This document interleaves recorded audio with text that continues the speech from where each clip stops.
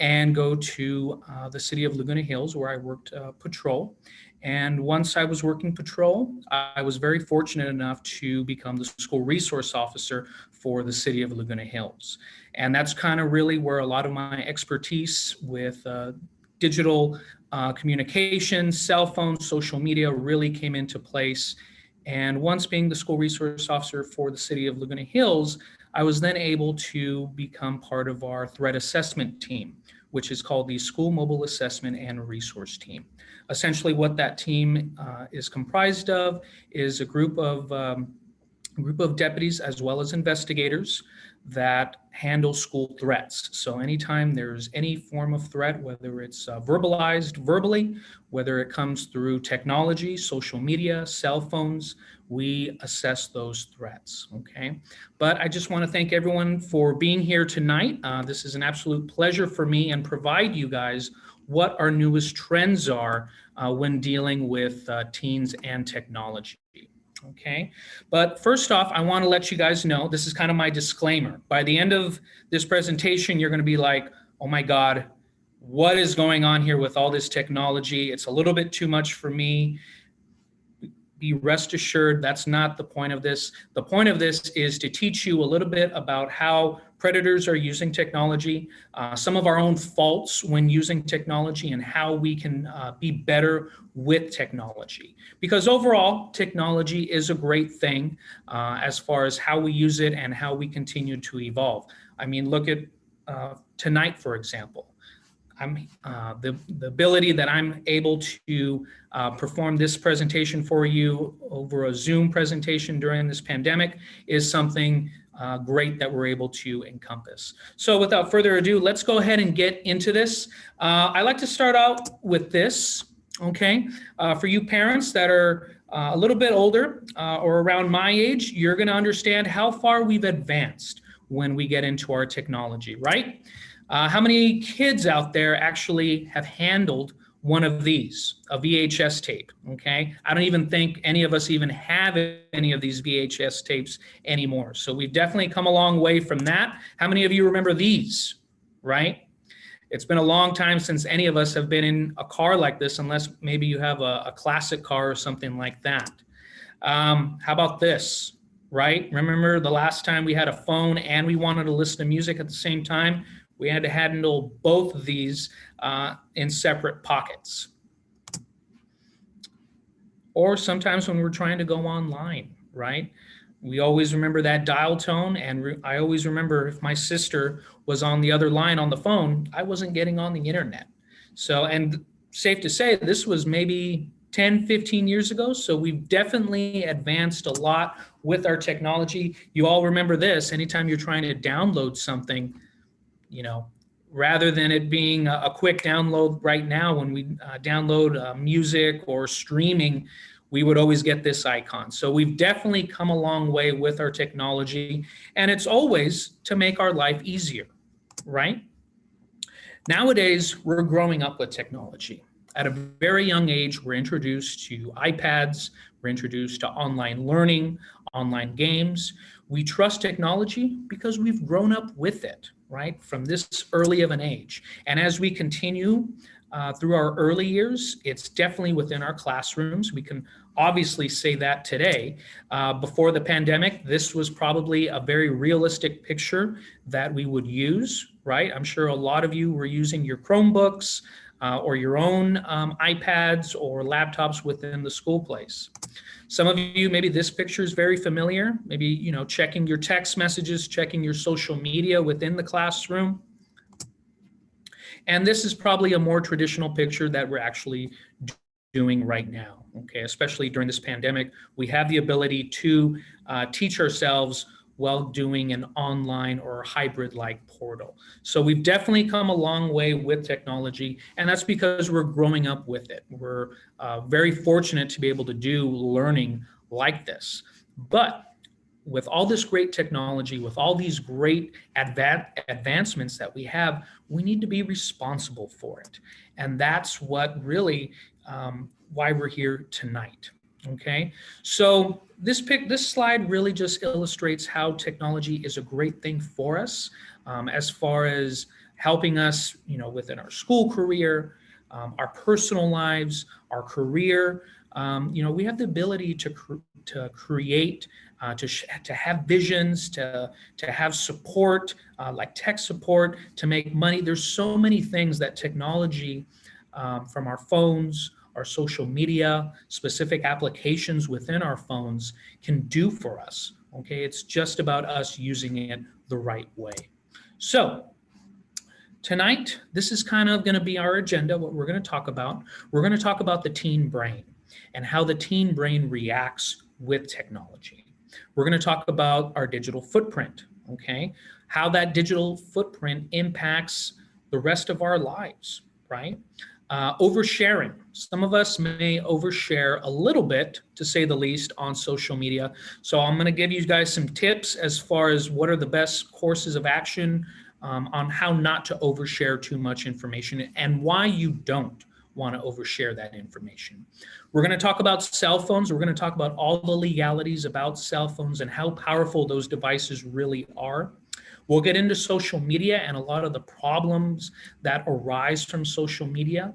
We're also going to talk about the common problems that arise from social media apps, cyberbullying, and how teens can stay away from that type of thing. We're also going to talk about a few case studies. I feel sometimes giving you guys an actual case study that we've learned about, that we've investigated from an issue, can definitely be one of the best things you guys can go through, okay? So let's talk about that teen brain, okay? If you haven't learned already, okay, that your brain is still developing. And guess which part of your brain is still developing? This top section right here. It's called the prefrontal cortex. And what is that prefrontal cortex in charge of? It's in charge of all of your decision making. Okay, that decision on whether or not you should study for that test the night before, okay, or that decision when you're getting peer pressured into doing something. That's what that prefrontal cortex is. For girls, as always, girls, you guys are maturing much quicker and much faster than us boys. Studies are showing that a female's brain develops right around 25 years old, maybe a little bit younger. For boys, like I said, we're on the backstretch on this one. Our brains developed right around 30 years old or younger. Okay, so what does that mean? Okay, since we're teens, we don't have that fully developed brain. It means we're much more impulsive. It means we're likely to do things without fully thinking, and that's what that prefrontal cortex is. We're more likely to think on emotions, right? When we're in a deep, maybe sad state or upset state, versus something logically, like thinking to yourself, you know what, if I do this, this is what's going to happen, and that's going to be a bad thing. So therefore, I shouldn't do it. That part of our brain isn't there right now. Okay. And it's just like the presentation says, likely to take risks without recognizing future consequences. So think about that going into this. Okay. So I also like to give you guys this. This is the Stanford University study.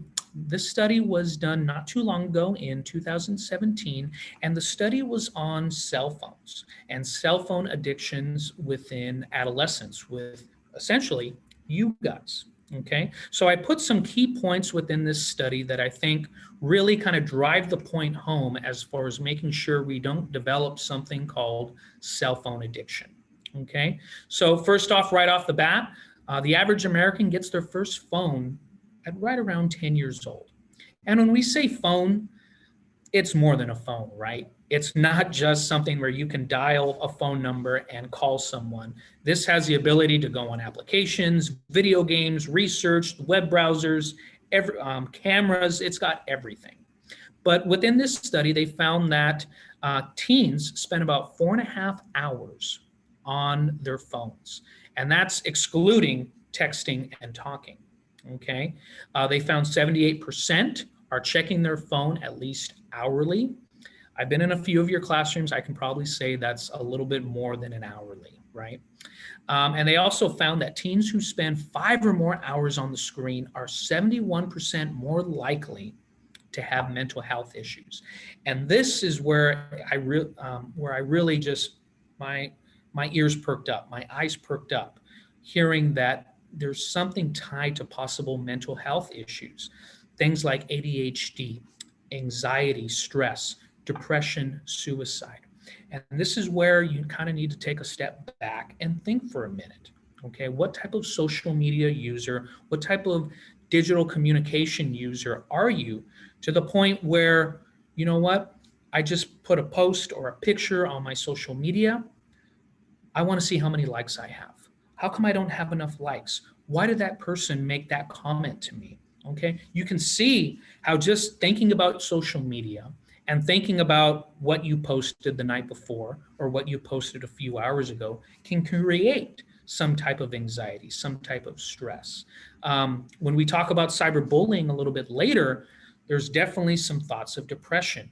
And of course, things we don't really like to talk about, suicide as a result of that depression. Okay, and it's all tied in to cell phone addiction.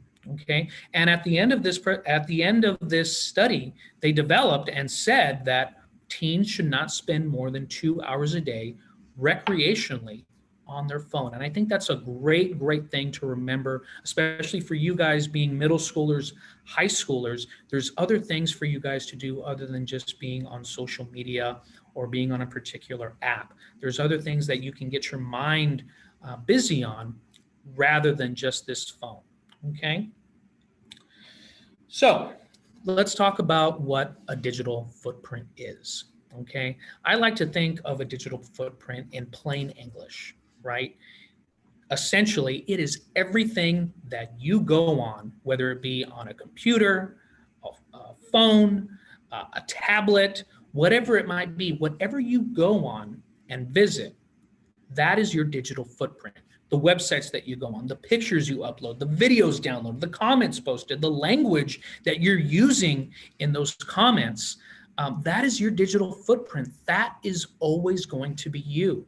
The thing about digital footprints is it never goes away, okay? And I know what you're thinking. Hey, Anthony, it can go away.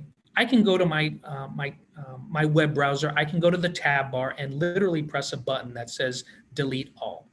Well, yes, physically it's gone away, but permanently on your computer, it's still there.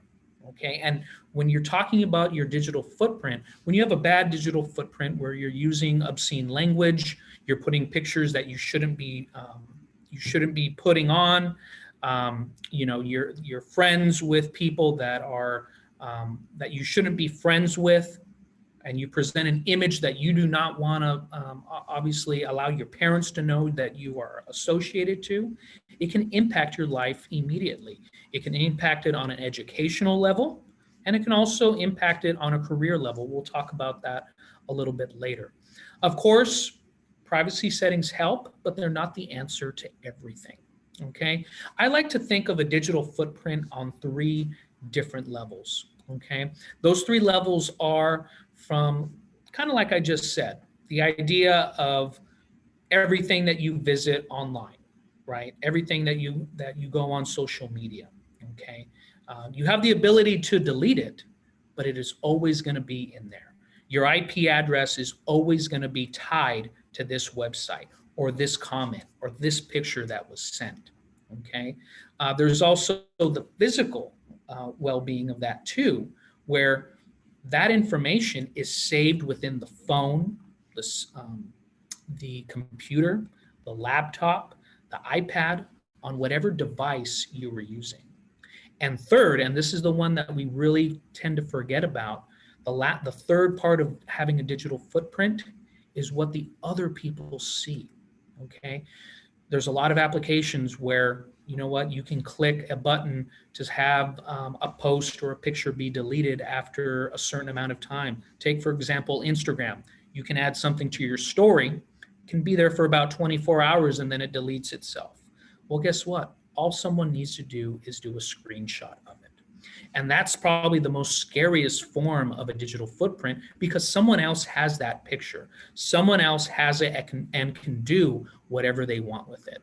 So think of those three views of a digital footprint, because they never, never go away.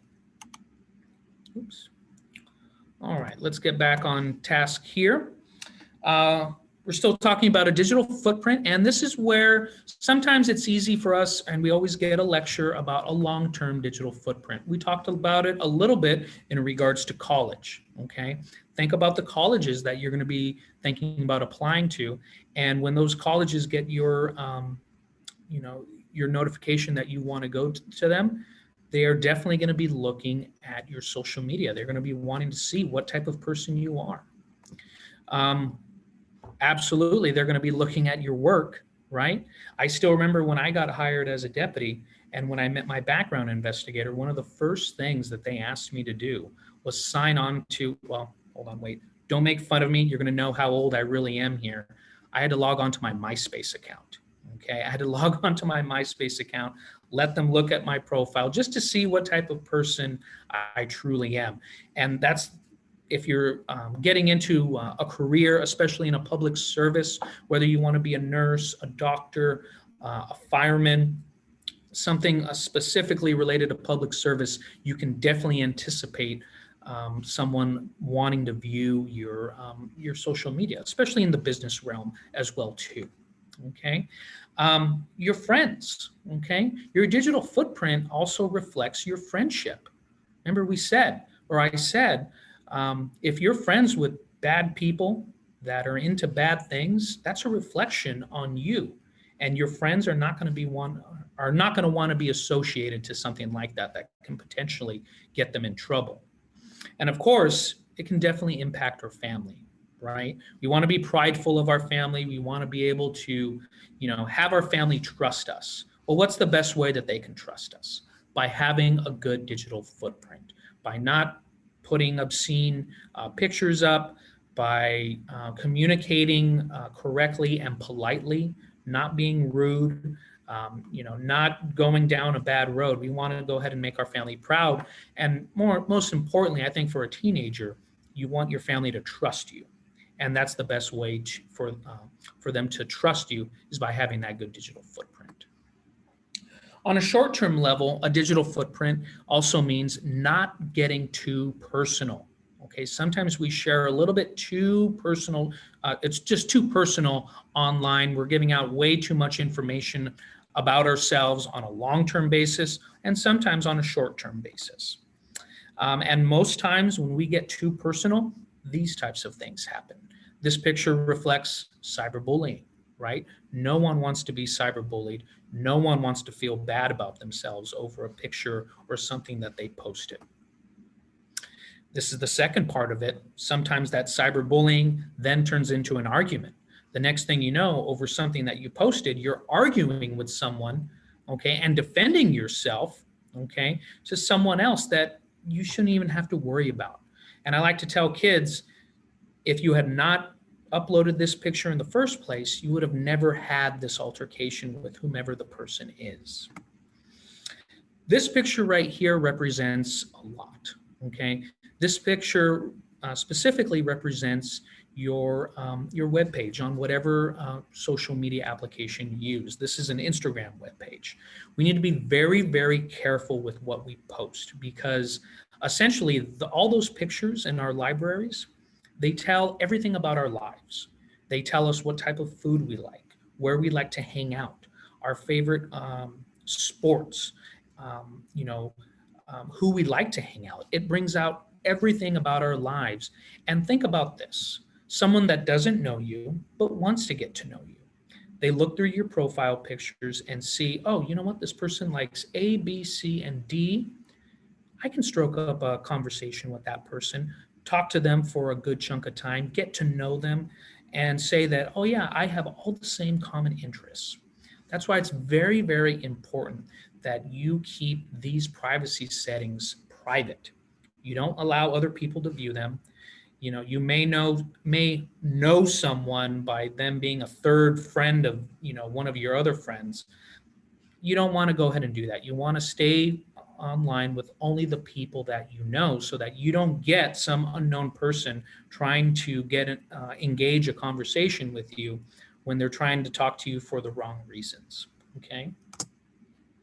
A lot of our applications nowadays have maps associated to them. So depending on what you do, where you post a picture, where you post a comment, that application is mapping you. And that's all because of the technology of our phones. Our phones have those map devices or those navigation devices to be able to say, Anthony Sambrano is right here in Santa Ana, California, things like that. So be very, very leery and making sure you turn those types of settings off on specific applications. This one's very, very popular with Snapchat. Like I said a little bit earlier, this is probably the scariest thing. When we meet someone unknown to us and they act like we're their best friends. Oh yeah, I know you from here, or I know this person who knows you. You never truly know who's on the other end of that conversation with you. And we'll talk about a little bit later as far as how pedophiles, how sexual deviants will manipulate you by using your own profiles against you. Okay, these people are bad people that have done this to multiple victims, and they know how to engage with you and how to start a conversation with you that carries on into a friendship. We'll talk about that a little bit later, but very, very leery, and it's very important to understand you never know who you're talking to on the other end of an unknown person. Let's talk about oversharing and some oversharing tips that I think we can all improve on. The first one is TMI, too much information. This picture shows a kid getting, it looks like what, an earache treated. Sometimes we post a little bit too much information about our personal lives, and you want to stay away from this types of things. Sometimes it can be gross. Sometimes it can be just like, whoa, I don't need to see that or think about that. Stay away from posting too much information about your personal life. For all my lovebirds out there, you know what? It's great that you may have a boyfriend or girlfriend, but at the same time, we don't need to be over, you don't need to overdo it when it comes to posting every day a different picture or a different selfie of you in the quad. Now I'm in the 100 building. Now I'm in the parking lot. We don't need to see that, okay? It doesn't need to be overdone. For all my weightlifters out there, hey, we get it. We know you can work out. We know that you like to, be in the gym all the time, but we don't need obvious braggers, right? We don't need to have that person behind the red Corvette taking a picture of themselves every single time they get onto Crown Valley Parkway or something like that. Stay away from the over bragging, and it'll save you some time from other people starting to make fun of you because you're over bragging. This is an interesting one, right? Because it can be construed in a few different ways. Your followers. Some of us don't care what our followers think of us. We're going to post whatever we want to post. But for some of us, our followers are everything. And the minute our followers start turning their backs on us and start getting upset with us, that can be a little deflating. It can lead to maybe some depression, some anxiety. So for those of you that are mindful of that, think about that. Think about your followers. And if you post something, something pretty specific, and you think that your followers aren't going to like what you're posting, maybe it's not a good idea that you post it at all, right? The pictures. Pictures tend to be a big issue for teenagers. When it comes to these types of pictures, stay away from any inappropriate pictures. I guarantee that if you send an inappropriate picture, it's not going to just be viewed by that one person, whether you're sending it to a significant other, whether you're sending it to someone that you don't even know, which is an even scarier thing. Well, both are scary, but stay away from these inappropriate, revealing pictures, because you never know when it's going to be used against you. You never know when someone's going to repost it. And then that's when we start getting into that anxiety, depression. Those are the things you want to stay clear of. The other thing about pictures that we tend to forget, and kids tend to be the best at this, is manipulating and altering pictures. I can't tell you how many times kids would alter a picture and put them in a different type of background or change them up. And it's, to be honest, it's as easy as going into your settings on your computer and doing it off of Paint. If I can do it, anyone can do it as far as altering pictures. So be very leery of that. If you do post a picture, especially if it's an embarrassing picture, understand it could be manipulated. It could be altered by other people. We spoke about this already as far as privacy settings, making sure that your privacy settings are closed and you're not allowing just anyone to view your profile. Okay, in most cases, it's friends only. And ladies and gentlemen, friends of friends can still get you in trouble. Okay, so in all cases, it's best to just keep it closed and just have your privacy settings set to just your friends only. And lastly, this is such a simple rule, and we should all be following it. And I think when social media and certain applications were being created, this is what the users were truly thinking it was going to be for being nice, for uplifting each other. If someone shows up, posts a picture or posts something that happened to them during the day, we should be nice about it. We shouldn't be tearing them apart. Okay, this is a great rule. Start out by doing this. Be nice to other people and show them respect on social media, because if you can show that digital footprint of you being respectful, you're going to get the same thing in return. All right, let's transition a little bit to cell phones. Cell phones are a big part of our lives, right? I think we forget how important our cell phones are. It's to the point where they need to be with us at all times. It's to the point where they're not just phones, like I said earlier, they're everything to us. They have the ability to communicate with people on so many different levels, whether it be through, old school on the phone, or through social media, or through a FaceTime, or even something like this, even a Zoom conference, okay? The power that cell phones have to research, right? We can literally research anything we want at the hands of just our browser, right? We can look up anything. And it's that much easier to look up anything, especially if you're a teenager too. Cell phones also have so much creativity. I mean, just look at the different apps that are out there. If you go onto your app store, whether you have an Android or an iPhone, you look through all those applications, and there's so many different applications ranging from video games to life skills to making money to workout applications. There's so much creativity that you can do with these phones to make you your own person. And I think one thing that's really shown off creativity is ways to make money, right? The other thing about cell phones in regards to money is it's pretty much your own wallet too. You can purchase all kinds of things on cell phones. You can go to the grocery store and literally wave your cell phone in front of their cash register and pay for all your groceries. So cell phones have so much power, it's not even funny. And that's where we start to think, what age should we be giving our kids these communication devices? Or we ask the question, are they even mature enough to have this type of device? We spoke a little bit about the locations and how we have pinged locations and maps within our cell phones.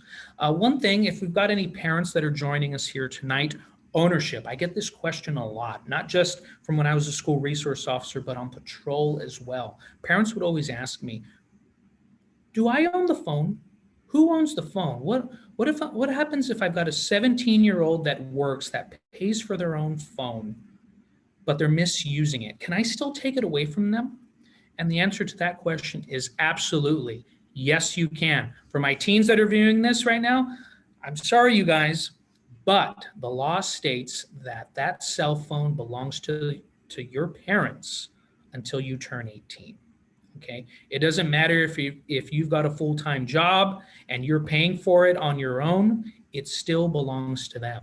So what does that mean for you? What does that mean for you as parents? It means you can look through that phone anytime you want. It means you can go on any application that you want. It means that you can monitor their phone, which is what we want you to do. We want you to monitor that phone through and through. Okay. There's a lot of responsibilities that come with having a phone. Okay.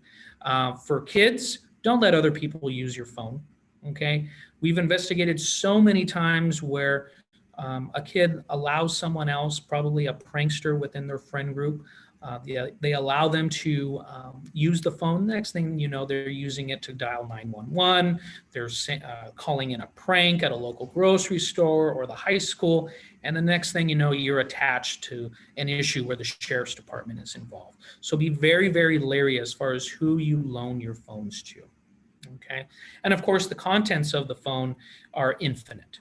Okay. From the photos, the videos, the messages, the applications, you would be very, very surprised as far as the information that's saved on your phone. In my current detail right now, where we're doing threat assessments, there's been a few times where I've had to take a phone for evidence, right? And then I've had to write a search warrant for the contents within that phone. And going through it, with the teenager, they're showing me their pictures, they're showing me their messages. There's no indication of anything going on.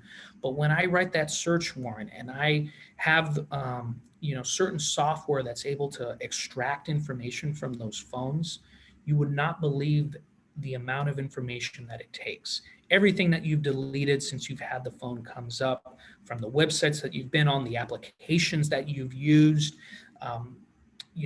the messages that you've sent to people, the pictures that you've received. It's a lot of information. And once again, you're better off not even testing the limit by going on certain websites, getting inappropriate pictures, because that stuff is always, always saved. It's like I said, that second part of the digital footprint is always there. So understand that. Unfortunately, just because you delete something off of, clear all, it's never fully deleted. All right, let's transition into social media. Social media is probably a big part of our world right now. And I'm going to more or less just talk about the types of issues I see amongst our youth with social media. The biggest, obviously, is cyberbullying. And this is just by doing the wrong things, whether it's oversharing too much information, people not using social media the right way. It leads to cyberbullying, it leads to anxiety, it leads to panic attacks, and sometimes it carries on over to school. And then that's when the school or the school resource officer gets involved. And there's a way out of cyberbullying. We'll talk about that a little bit later in the presentation as far as what to do if you are a victim of cyberbullying. We spoke about this at the very beginning of the presentation about cell phone addiction. Cell phone addiction is a horrible, horrible thing. And I think we're all guilty of it sometimes, especially when, I like to frame it as back in the day, you were at a location waiting in line for a long period of time. How many times did you see people, start engaging with others, having a conversation? Nowadays, you go in a long line, like to get into a sports venue or something like that. Everyone's on their phone. No one's talking with each other. Everyone's just on their phone, looking down, not communicating with each other. That's a form of the addiction. But for teens, it is very, very easy to develop a cell phone addiction to the point where that's literally all you're involved with. Okay. And the worst part is it can carry on as you become an adult. And usually with cell phone addiction, sleep, okay, our ability to sleep is the next thing that's going with it, okay? This is one reason why I always suggest to parents that you keep your child's cell phone in your own bedroom, okay? Unless you've got a certain application or unless you've got some type of screen time app to be able to shut the phone off so that students and kids cannot go on their cell phone in the middle of the night. Because guess what?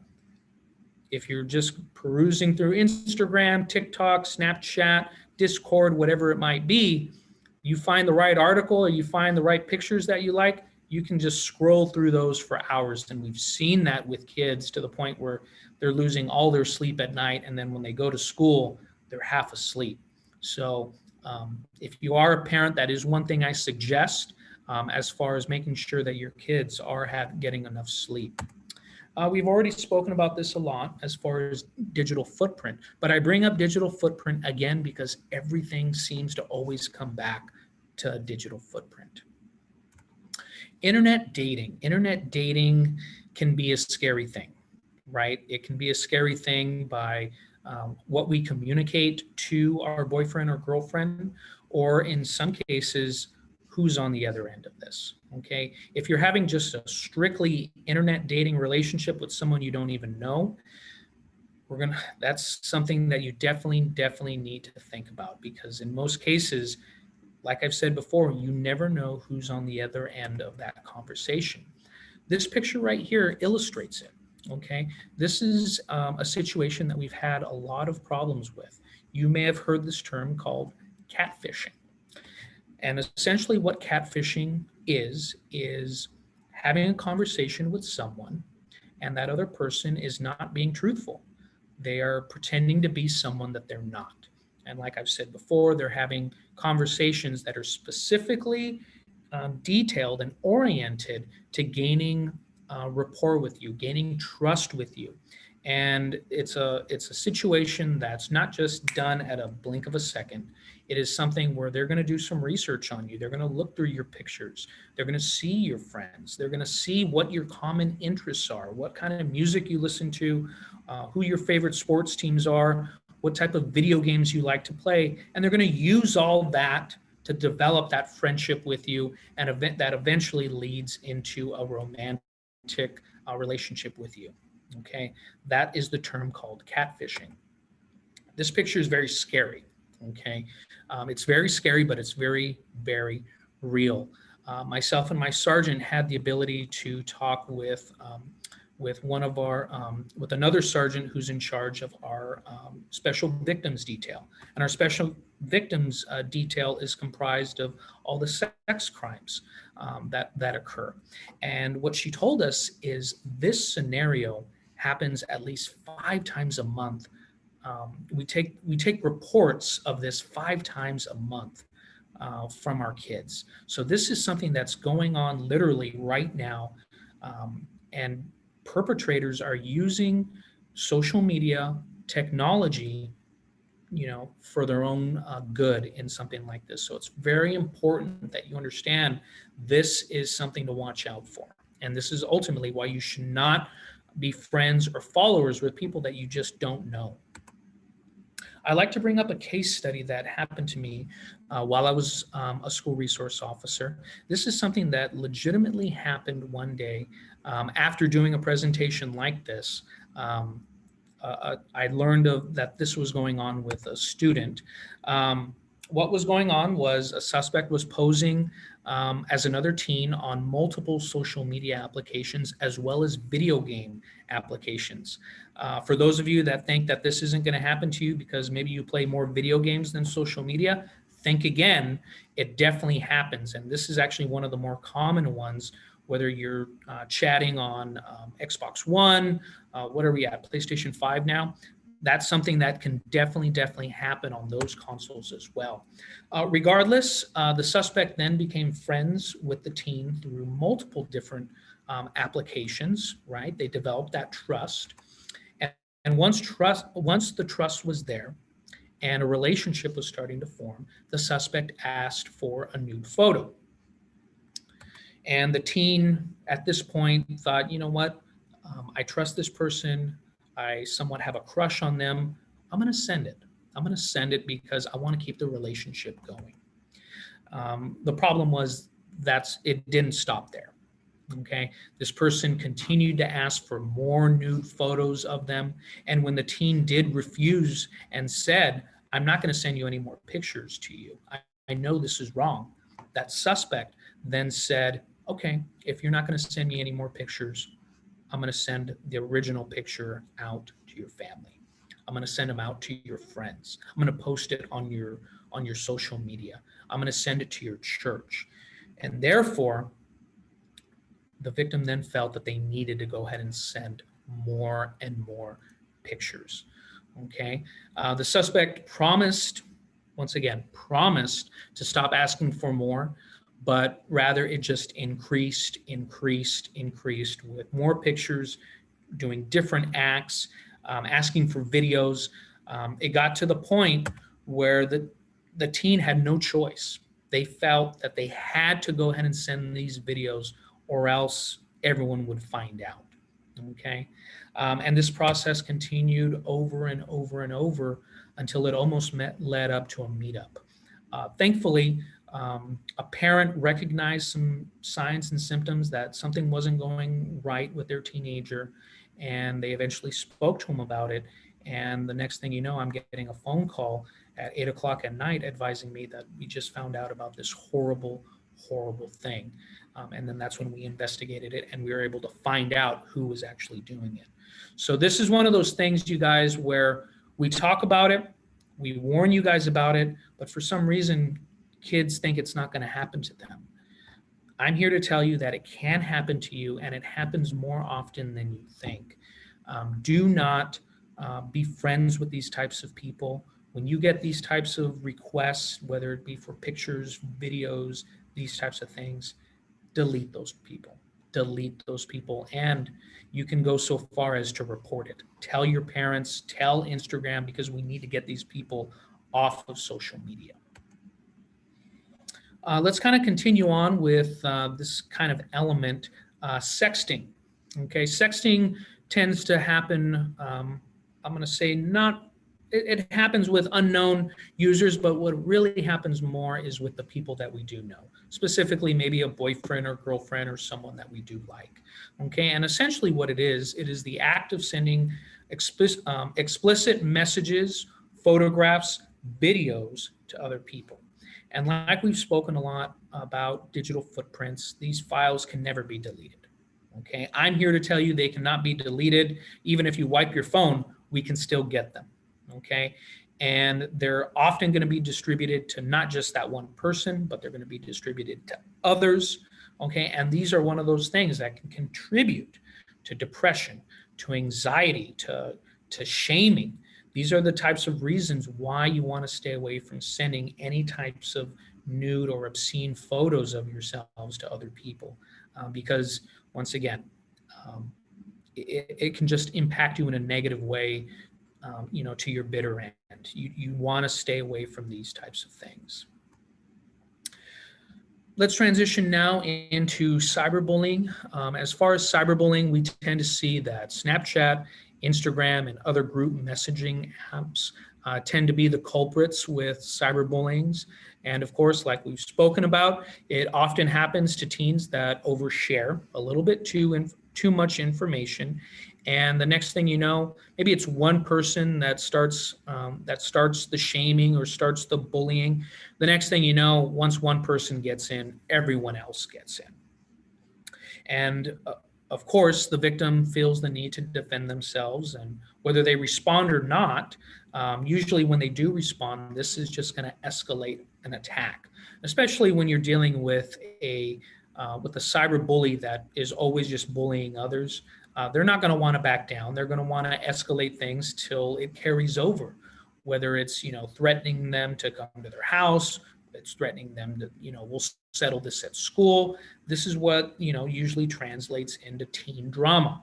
Okay, and it's very interesting because victims feel that they can handle it. I can handle it. I can get myself out of this issue, but in all honesty, they can't. They can't.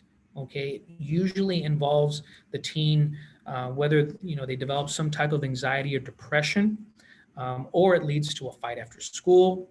It in turn then turns into maybe a threat on social media. And of course, what is everyone else thinking that's viewing this? Like I said, that usually happens in a group setting or in a comment that everyone can view. Everyone's just seeing this, and everyone's just with their popcorn, seeing all this, thinking, oh my God, what's going to happen next? What's going to happen next? Are Billy and Timmy going to actually fight? Oh my God, what's going to happen? Spectators and friends or followers of these two people tend to keep the drama going. I can't tell you how many times it was always the followers that kept issues going amongst two people that had issues. I'm here to tell you that the best course of action is to report it to the school. report it to your school resource officer. And I know what you're going to say. Hey, you know what, Deputy Sambrano, I'm not a rat. I don't want to get anyone in trouble. But let me tell you this. In most cases, when kids have come to us, no one's even getting in trouble because have you heard the term, we've cut off the head of the snake, okay, before anything gets worse. When kids have come in and told us about some type of cyberbullying that's going on, we've been able to start an intervention process that has turned into a learning lesson, and in which case there has been no discipline. Of course, your parents are most likely going to discipline, but at a school level, it's not discipline. And you know what? All of your schools have great administrators that are thinking that same way. So I encourage you to report it. Report it to the school, report it to the school resource officer, report it to your parents, because that's the best way to end these types of things. Common consequences. Okay, we tend to have a lot of different consequences when we get into these types of things, whether it be cyberbullying or sexting or whatever it might be.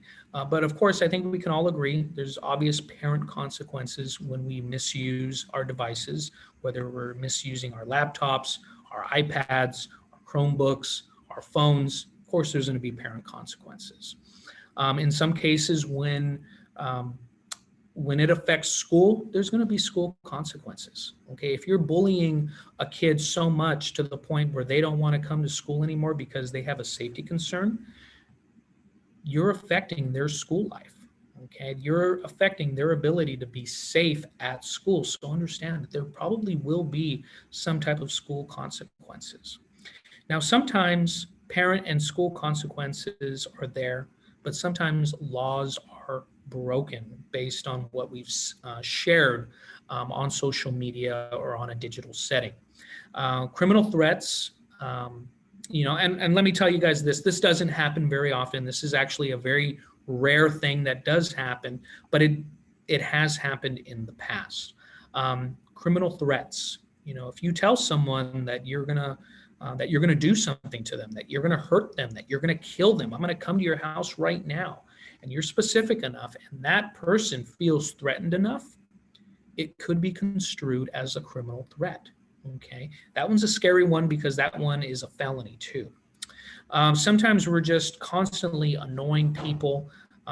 We're saying demeaning language to them. We're cussing at them a lot.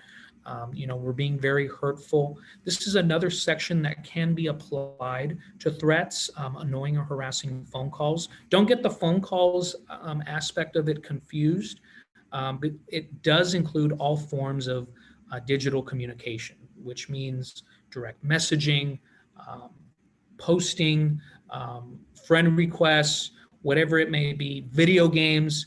That's all within that crime. There is a specific crime specific to bullying or cyberbullying, and that is 653.2, which is digital bullying. So sometimes we have to use that law a little bit in regards to how a kid is taking on bullying. It's a little bit more specific to cyberbullying. It can also be construed as child abuse, depending to the point where you have someone that's getting bullied so much to the point where they start having mental health issues and they start feeling sorry for themselves and they start contemplating suicide. You better believe that I can articulate that based on your threats and that your harassing phone calls and language that that someone has used can be construed as child abuse. Child pornography, okay, explicit pictures that show nude underage juveniles is child porn. No one wants to have that on their phone. No one wants to get caught with those types of things on their phone.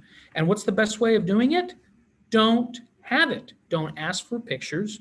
Don't send pictures of yourselves, because if you have possession of this, that's really, really bad news. And when you have child porn, that's when you start getting into the levels of possibly being a sexual predator, okay? And no one wants to have that.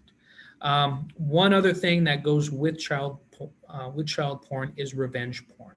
So let's say someone ask for pictures from someone and they get the pictures, and then they start sending them and giving them out to their friends, or that other person broke up with them, so now they're going to go ahead and send them out.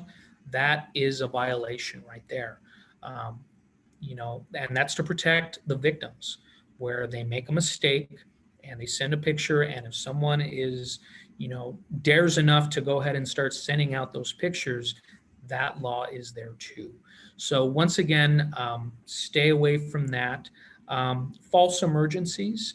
Um, don't report false emergencies on your social media accounts, on certain applications where you can report threats. We'll talk about in a little bit about what Capistrano Unified School District has as far as the Say Something application, but do not report false threats, okay? This is a slide that I actually have for parents, but I want you kids to see what we're telling parents, okay? Parents should be leading by example, okay? We want you guys to be teaching the kids, how to operate a cell phone, okay? Whether it's no technology during certain times of the day, incorporating some type of, hey, you know what? During this time of the day or this day, we're not even going to use our phones, okay? And once again, I always get the question, a lot of people always ask me, Deputy, what age should I give my child a phone? And my answer is, it really just depends on you. It depends on you, and it depends on your child. Excuse me. Are they mature enough for a phone? Okay. Maybe they're not mature enough, and they more or less, you still want them to have a phone because, you want to know where they're at, that kind of thing. Get them the flip phone, okay? Let them show you that they are mature enough for a smartphone that has all these capabilities. Know all the passwords. Kids, I know you're going to hate me, but once again, we're talking about trust. And if your parents trust you enough to know all your passwords, to be able to look at your phone regularly, monitor that type of stuff, the less likely, and you show good digital footprints by not being on inappropriate things, not doing the wrong things with your phone, that's the less likely your parents are going to be looking at your phone because they trust you, okay? The best monitoring app, in my opinion, after doing this, is parents. You are the best monitoring app. Looking at that phone for yourself, okay? There's a lot of applications out there that cost a lot of money. In my opinion, you are the best monitoring app. Get yourself familiar with all these applications. Don't be the type of parent that wants to put your head in the sand and not view these and think, I'm too old for that type of stuff. You want to be flexible. You want to be able to get into those applications and be familiar with them to be able to know what to look for, okay? The other thing too is a lot of the phones that come out now already come with some form of screen time to be able to monitor what type of usage your child is looking at. We've already spoken about keeping it out of the bedrooms, and how important it is for child to get sleep. Once again, kids, I'm sorry if I'm giving your parents a little bit too much information, but trust me, when your parents follow these rules and you follow these rules, I guarantee you're going to develop more trust from your parents to be able to have that privacy of your phone. So in conclusion, I just want to say that we've spoken about a lot of bad things, right? We've spoken about the worst of the worst, okay? But guess what? Our technology is not going anywhere. It's only improving. It's here to stay. And we need to live with this. We need to live with this through the best means as possible, okay? So as we continue to rise through, our advancements, we need to know its benefits and we need to know its advantages. Hopefully tonight I've shared with you a few things maybe you didn't know, okay, about your devices, about your applications. So now that you know that information, you take that with you and you make sure that you don't fall victim to some of the incidents we've spoken about, okay? Be very, very leery of cell phone addiction. Think before you post that picture or that comment, and always try to embody that good digital footprint, because it's always going to follow you as you continue going forward. And I know it's very easy right now to not think of it or not think about what's going to happen in the next few years, but listen to me, you guys, especially now, your digital footprint really, really matters as far as what you post now and what you try and do in the future with it. Be good leaders. Report cyberbullying. If you know someone's getting bullied, report it. Report it to the school. Lead by example. Okay. We've got a Say Something application icon right here. The Say Something application is something that is done by your school district, by Capistrano Unified, that allows you to go on this application, whether it be through the computer, through the cell phone, through the phone application, and it allows you to be able to go onto these applications and report safety concerns or welfare checks on someone that you may be worried about or something like that. It's monitored 24/7 by call takers that will get that information to the school, or in some cases, if it's definitely an emergency, they'll contact the sheriff's department. And with the job that I have right now, I've gotten that phone call many times in the middle of the night to check on a threat or something like that. So I thank you guys very much from the bottom of my heart for allowing me to spend this evening with you guys. It's been an absolute pleasure, and I believe do we have any questions, Ryan? Yeah, there are a few. Well, there's one clarifying question and then one regular one. So the clarifying question was on the slide about the study about cell phone use. Is it 4.5 hours on a phone per day or per week? That is per day. And that specific statistic is the average amount of time kids are spending a day using recreational social media, games, anything that you would consider recreational at that point. Okay. And then there's one question that's, there are places to hide apps and kids can delete information and text on their phones. What do you suggest to find this? Okay, usually when you get to this level of sophistication where kids are creating some type of vault app, I know that was a popular one at one time. There was a vault app that looked just like a calculator. There was another one that was a music or a sound adapter where you could literally, press the sound up and down, and it actually did improve your sound on your phone. This is where, when you're dealing with this level of sophistication, you need to get down to their level. When you're going through someone's phone and you're going through specific applications, you need to ask yourself, okay, why does my child have two calculators within their phone? Why does my child have this sound equalizer or balancer? What kind of application is that, and why would they need it? It is definitely harder to monitor that you physically. And in those situations, when you do find out that, okay, my child is hiding things or deleting things the minute that I come supervise them, then that's when you need to increase your monitoring, okay? Rather than taking your child's phone every Tuesday at 8 o'clock at night, surprise them, okay? Or the minute they get in the shower, go through their phone at that particular time. That's when you kind of need to take back the control to your level. And like I said, in most cases when kids are deleting applications or trying to hide things, you're going to find other information that's going to lead you to that. Okay, and that's just based on you monitoring the phone. Some of the applications, most of the the standalone application that comes with the phone should be able to help you. So if your child has a cell phone, an iPhone or an Android, you can go into the factory settings. I know for iPhones, it's going into the screen time application.